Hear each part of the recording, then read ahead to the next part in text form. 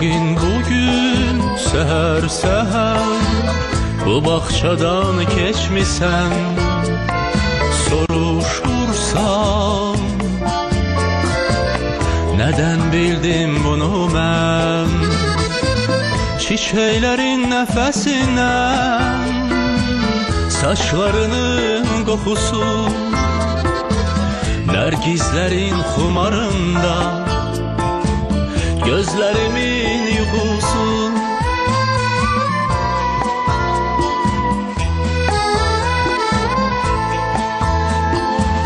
Kuşların nəğməsində səsinin ahəngi var.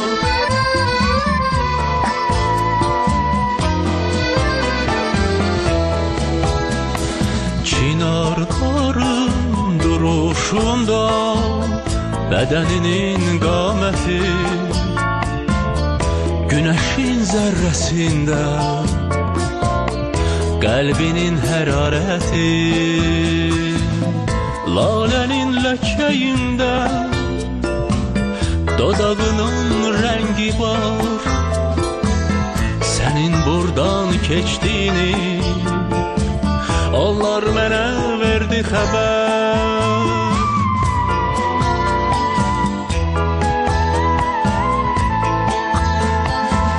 Sənin buradan keçdiyini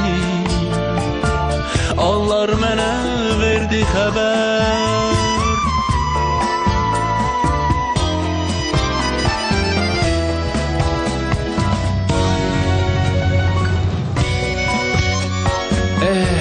Yadında mı son görüş, bizim görüşümüz?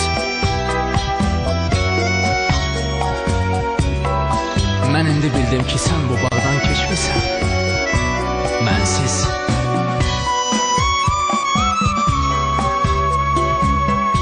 Bilirsən mi, kimdən öyrəndim?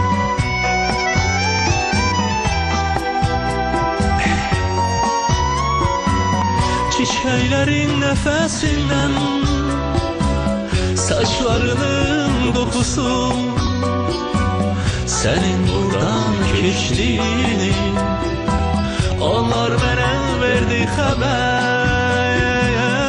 Onlar bana verdi haber. Onlar bana verdi haber. Ay, bravo. Onlar bravo. bize verdi haber. Ay, Teşekkürler.